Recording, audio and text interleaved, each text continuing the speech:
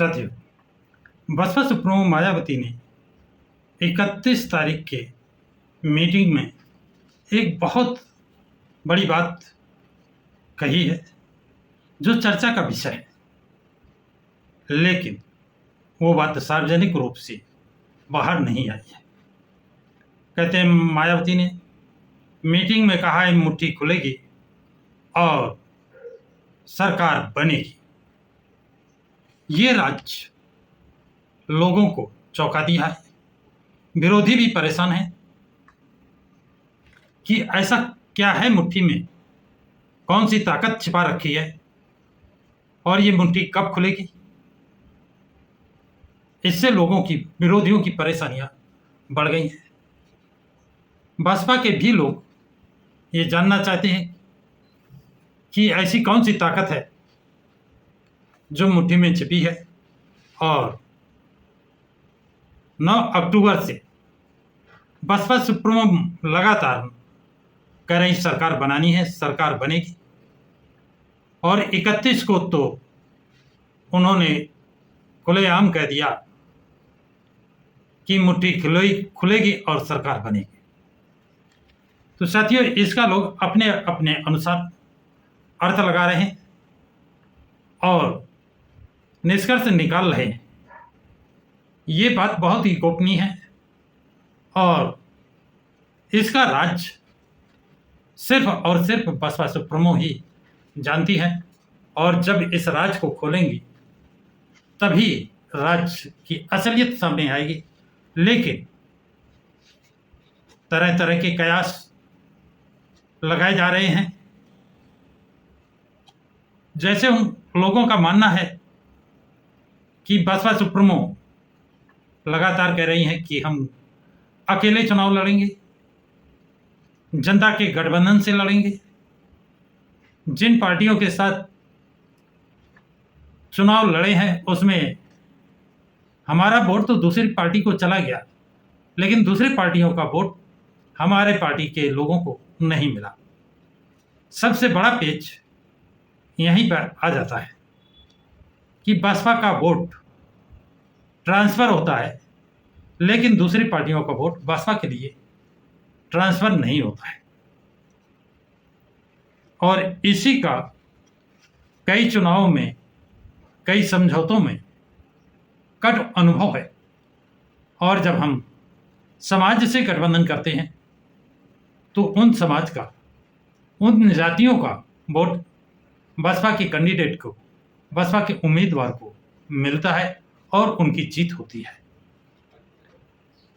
अब थोड़ी बात कर लेते हैं समाजवादी पार्टी की कि सभी लोग जान गए हैं और बीजेपी भी जान गई है कि समाजवादी पार्टी बीजेपी को नहीं हरा सकती है, क्योंकि 2022 में मुस्लिम 100% यानी 100% सपा के लिए था।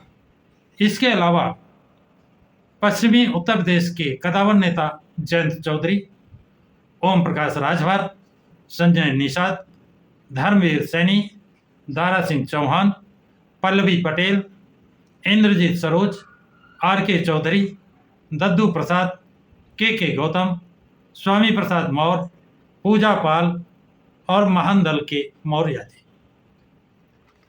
इस तरह ओबीसी के और शेड्यूल के कई नेता, आज बहुत से नेता समाजवादी पार्टी ज्वाइन किया और एक भौकाल खड़ा किया कि समाजवादी पार्टी सरकार बनाने जा रही है।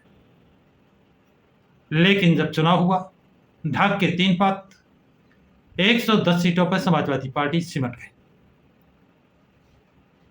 सरकार बनाने के आंकड़े से बहुत पीछे रह गई।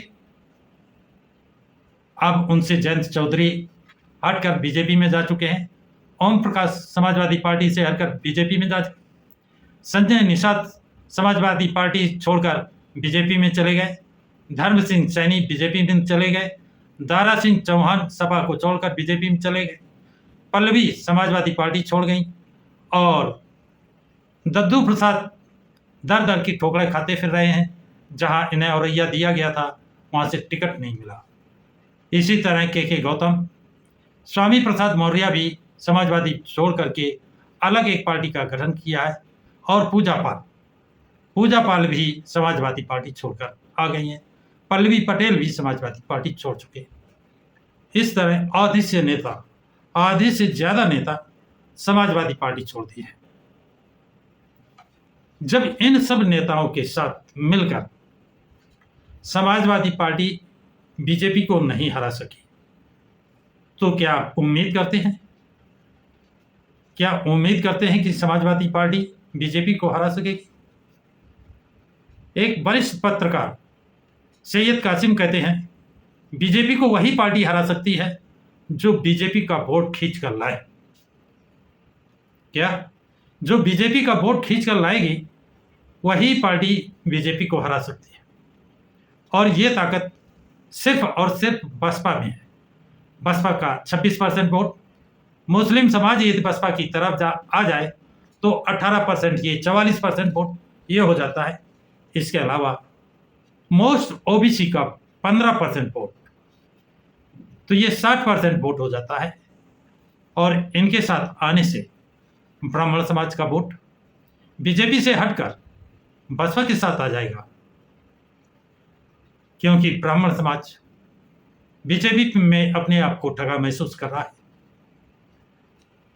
अब ये बसपा सुप्रीमो जो कहती है उसको करके भी दिखाती है।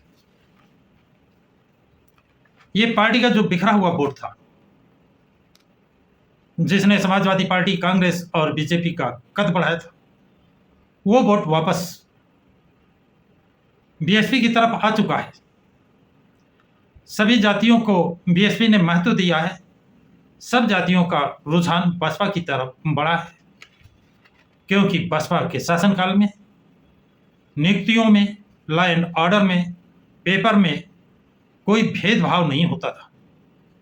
जैसा कि अन्य सरकारों में पेपर ही आउट होते रहते हैं, या उन्हीं के भाई भतीजे या उनके सजाती लोग ही भर्ती होते हैं, ऐसा बसपा के शासनकाल में नहीं होता है।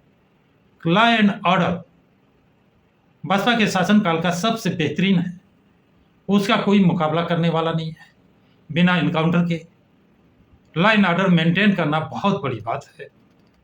दबे कुचले लोगों को न्याय मिले, गरीबों को न्याय मिले, गरीबों को शिक्षा मिले, गरीबों को रोजगार मिले, उनको कोर्ट कचहरी का चक्कर न लगाना पड़े, इसके लिए तहसील दिवस और थाना दिवस लागू किए गए थे, और उनमें निष्पक्षता से कार्य होते थे।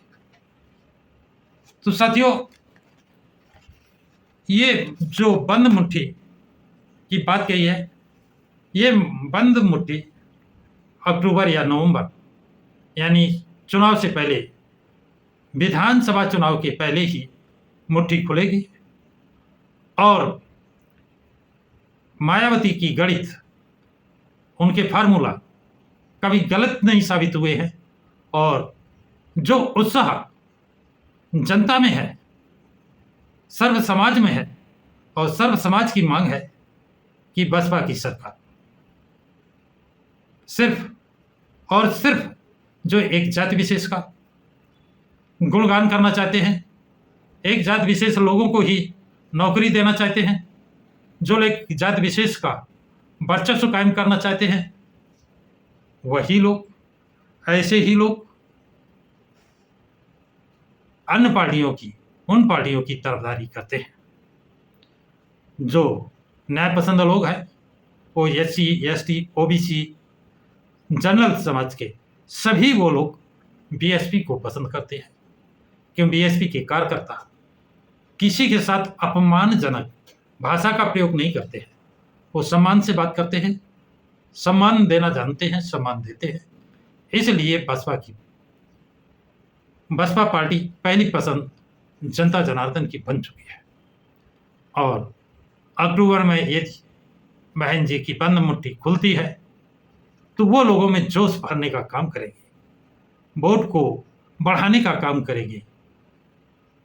तो साथियों, देखते रहिए प्रकाश के राज चैनल को, और इस वीडियो को लाइक और शेयर करें, प्रकाश के राज चैनल को सब्सक्राइब करें।